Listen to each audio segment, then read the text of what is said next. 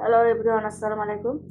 আজকে রাতের খাবার মানে যে 10টা 11টার সময় দোকানে সবাই খায়।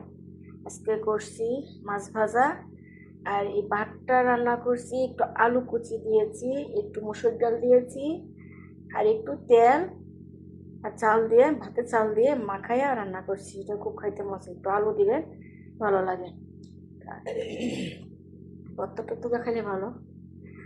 একটু আলু কুচি, একটু ডাল, একটু লবণ আর হালকা তেল দিয়ে মাখায় বসাইছি।